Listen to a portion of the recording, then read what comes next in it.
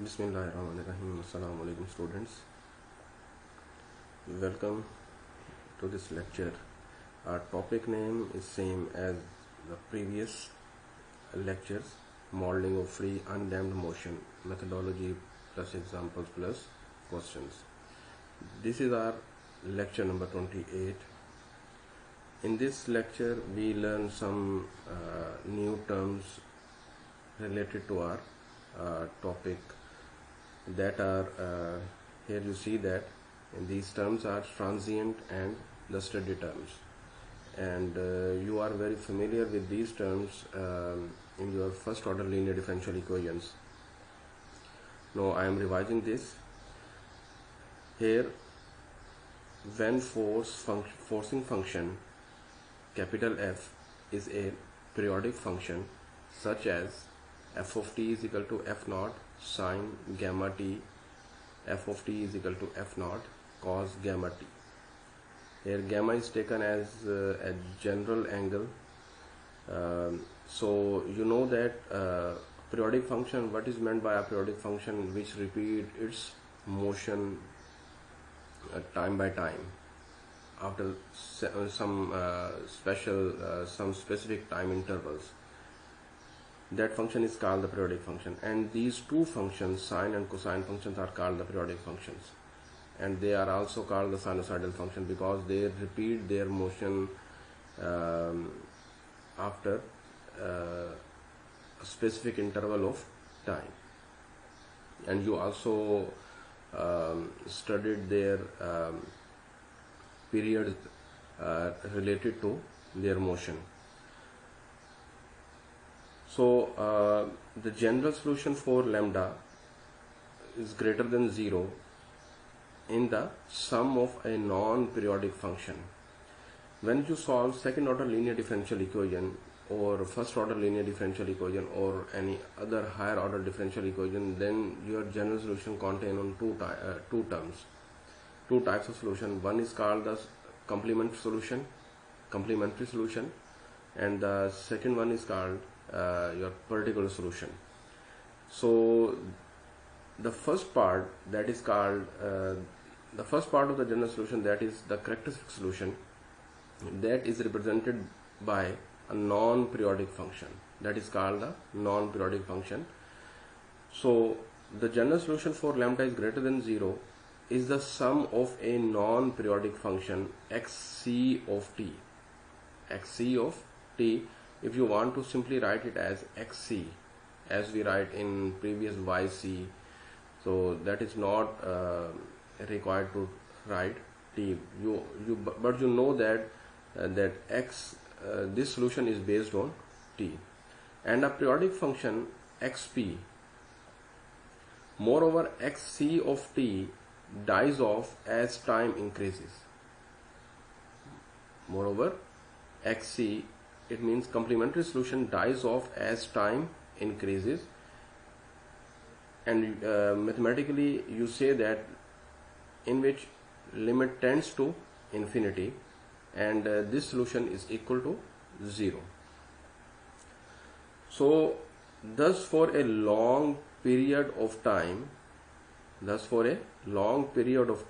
displacement of the mass are closely approximated by the particular solution xp of t. Thus for a long time the displacement of the mass are closely approximated by the particular solution xp. The complementary solution xc is said to be the transient term, and we say that this term xc means complementary solution is called the transient term, or we say the transient solution.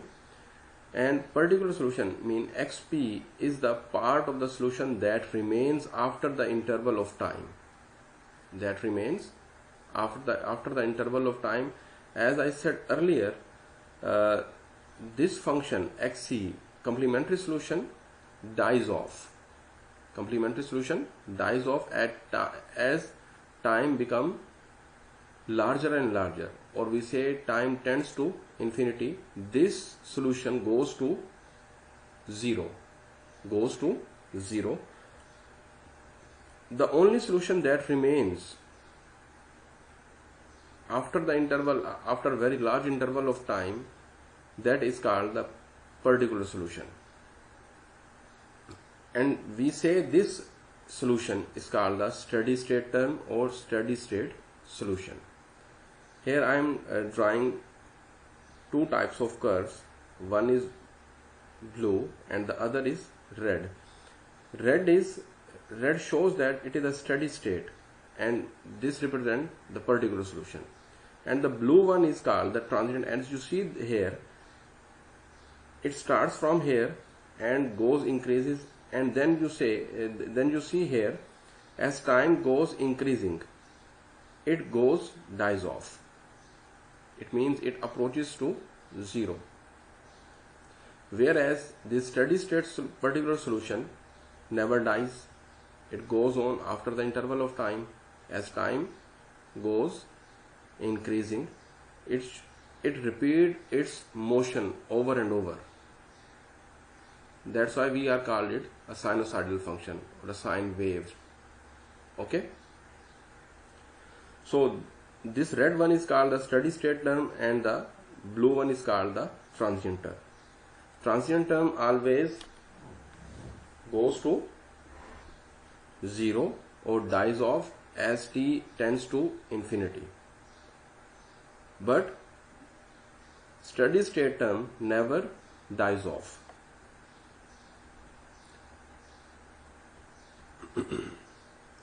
The example of because these two terms we use in our next question, that's why I am thinking that it is important to tell you before starting question what is meant by the transient term and the steady state term. And the equation that we are using in our question, it is familiar to you now. It is L into d square q over dt square plus r into dq over dt plus 1 over c into q is equal to E of t. In this differential equation, the complementary function or complementary solution QC is called the transient term. This is called the transient term. Okay, this is called the transient term.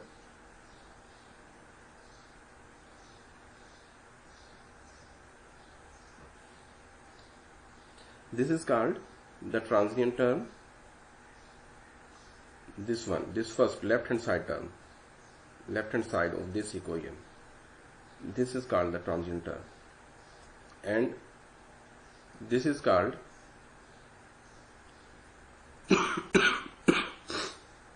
steady state term. This E of t is called the steady state term. So I am writing here also is a transient solution if E of t is periodic or a constant. If E of t is a periodic or a constant, then the particular solution QP of above differential equation is steady state term. Okay. Now we see some questions relating to series circuit analog. Here question number 49 is find the charge on the capacitor in an LRC series circuit at t is equal to 0.01 second when inductance is 0.05 Henry, resistance is 2 ohm and capacitance is 0.01 farad, and E of t, electromotive force, is equal to 0 volt, and the value of charge at 0 time is equal to 5 coulomb, and the current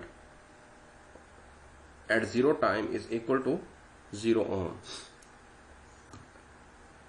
Then determine the first time at which the charge on the capacitor is equal to 0. What you have to calculate, determine the first time at which the charge on the capacitor is equal to 0. So we start our solution. Given inductance is equal to 0.05, as I am stating earlier, the given data is the inductance, resistance, capacitance and electromotive force the value of charge at 0 time is equal to 5 coulomb, and the value of current at 0 is equal to 0 ampere.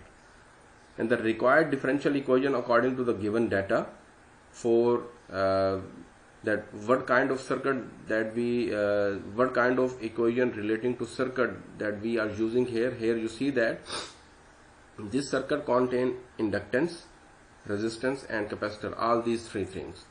So we are using LRC circuit. So I am writing its general equation: L into d square q over dt square plus R into dq over dt plus 1 over c into q is equal to E of t. Now I substitute their respective values. At the place of L, I substitute 0.05 d square q over dt square, plus then at the value of R I substitute 2, then dq over dt plus, and the value of c is 1 over 0.01. Q is equal to 0. When I simplify this or when I remove its point, so I get 1 over 20 d square q over dt square plus 2 dq over dt plus 100, q is equal to 0. When I multiply this term by 20, I get d square q over dt square plus 40 dq over dt plus 2000, q is equal to 0. And its differential form is d square plus 40d plus 2000, q is equal to 0. And the characteristic equation is d square plus 40d plus 2000 is equal to 0. Applying the quadratic formula, that is d is equal to minus 40 plus minus square root 40 square minus 40 into 1, 2000 divided by 2 into 1. When I simplify this, I get minus 40 plus minus square root minus 6400 divided by 2. When I take the square root of this term, then it becomes minus 40 plus minus 80 iota, then minus 20 plus 40 iota. So you know that our solution contain the complex roots. So our solution is q of t is equal to c1 cos 40t plus c2 sin 40t e raised to the power minus 20t. Now using the initial condition, and I say this is equation number 1. Our initial conditions are q of 0 is equal to 5, the value of charge at 0 time is equal to 5, and you know that current, the value of current at 0 is equal to, I am also writing it as the rate of change of charge per time. So I am writing here q prime of 0 is equal to 0. Okay. Now I substitute the first condition, put t is equal to 0 and q is equal to 5 in equation number 1. So when I substitute it, I get c1 is equal to 5. The reason of converting this condition into this current into q, because our question is in charge form and we have to calculate the value of charge. Now to find the second condition, unknown, so differentiate equation number 1, we get q prime of t is equal to minus 40 c1 sin 40t plus 40 c2 cos 40t e raised to the power minus 20t plus, I am using here the product formula. Now the second as it is, then the derivative of the first. The derivative of first, second as it is, plus first as it is, now the derivative of second. Now I use the conditions, that is q prime of 0 is equal to 0, t is equal to 0. When I substitute in the above equation, I get 0 is equal to 40 c2 plus c1 into minus 20. And I substitute here the value of c1, that is 5. And after simplification, I get 100 is equal to 40 c2 and c2 is equal to 100 over 40. This is equal to 5 over 2.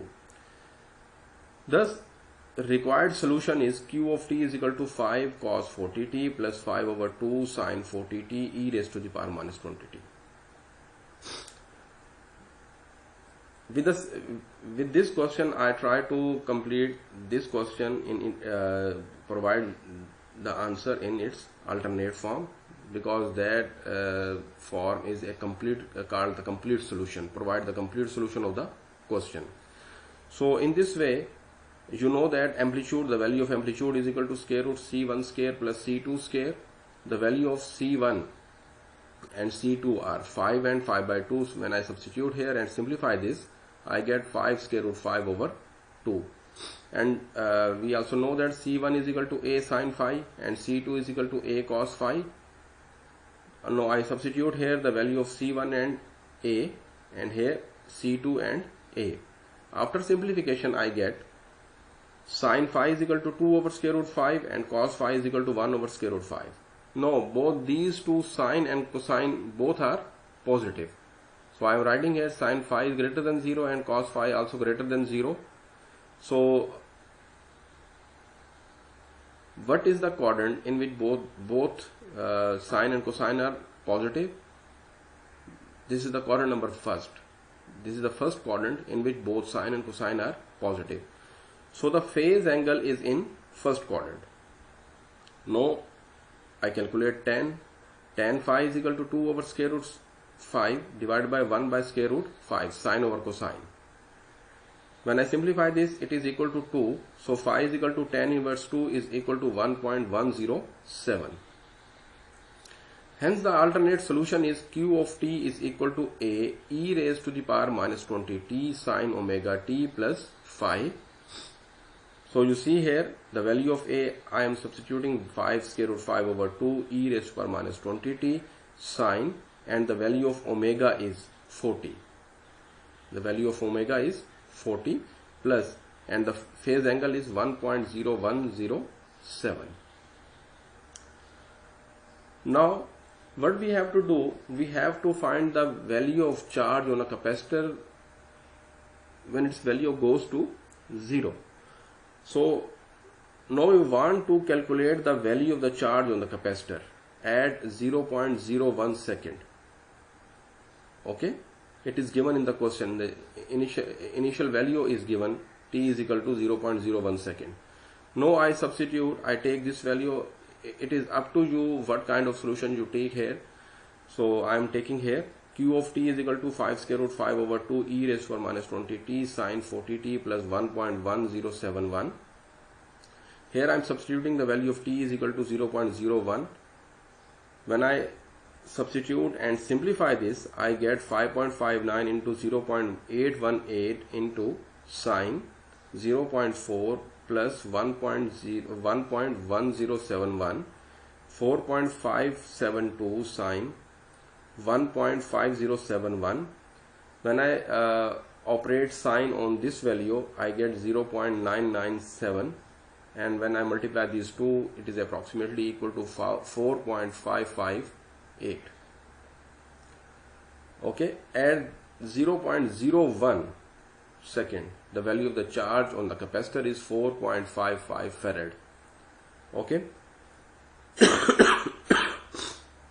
Now we want to calculate the time when the first time charge is 0. You have to calculate that time when first time charge on the capacitor goes to 0. So I am substituting here Q is equal to 0, as it says in the question, when charge on the capacitor goes to 0, and the remaining solution is same, 5 square root 5, remaining things same.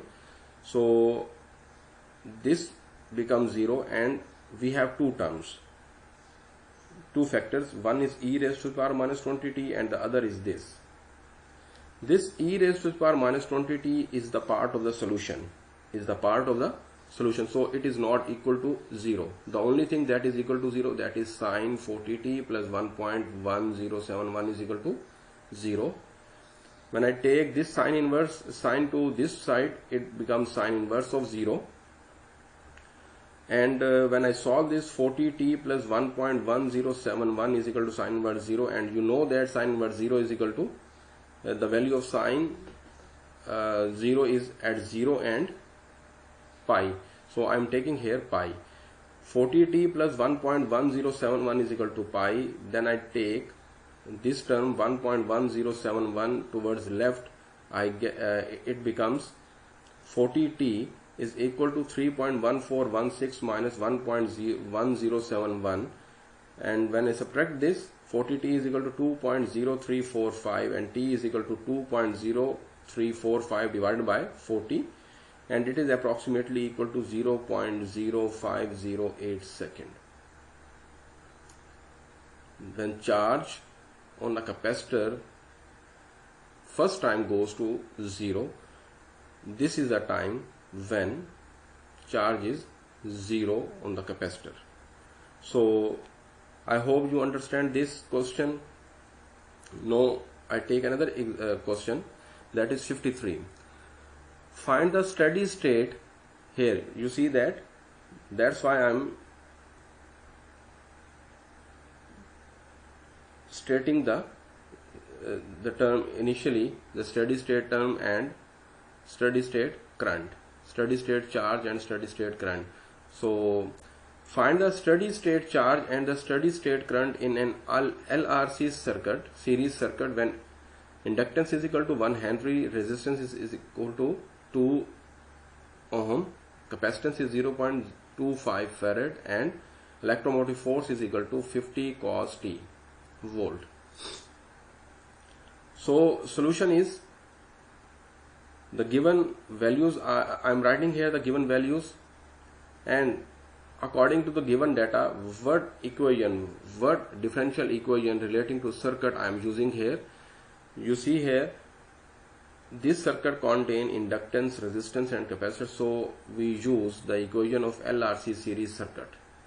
So the required differential equation is equal to L into d square q over dt square plus R into dq over dt plus 1 over c is equal to q is equal to 1 over c into q is equal to E of t. Now I am substituting their respective values and I get d square q over dt square plus 2 dq over dt plus 4q is equal to 50 cos t, and its differential form d square plus 2d plus 4 into q is equal to 50 cos t. So the characteristic equation is d square plus 2d plus 4 is equal to 0. Okay, d is equal to minus 2, then I use the quadratic formula and becomes minus 2 plus minus square root 4 minus 16 divided by 2 is equal to minus 2 plus minus square root minus 12 divided by 2. On simplification we get minus 1 plus minus square root 3 iota. As you see here, it is a non-homogeneous equation. As you see here, this is a non-homogeneous equation. So I am writing here complementary solution. In the previous question, our question take the form of homogeneous, that's why I am writing just a general solution, not characteristics and particular. Here we write the characteristic and then the particular. Say this is equation number 1, qp is equal to 1 over d square plus 2d plus 4 50 cos t 50. Then you know that the angle of this cos t is, the angle of the coefficient of the angle is here 1. So I take the square of 1 and then substitute, then I multiply it by -1 and substitute at the place of d square is equal to -1. So I am substituting here that the place of d square is equal to -1, it becomes -1 plus 2d plus 4 into cos t. On simplification I get qp is equal to 50 into 1 over 2d plus 3 is equal into cos t. Here I rationalize this, multiply and divided by 2d minus 3. Again I substitute at the place of d square -1, it becomes 50 over minus 13. Then I multiply this cos t with this expression, it becomes 2d cos t minus 3 cos t, it becomes minus 2 sin t minus 3 cos t. Here particular solution is equal to 100 over 13 sin t plus 150 over 13 cos t. Now we find the steady state of charge and steady state of current. So the steady state of charge is qp is equal to 100 over 13 sin t plus 150 over 13 cos t. Okay, for the steady state current, okay, for the steady state current we have to take the derivative of this particular solution.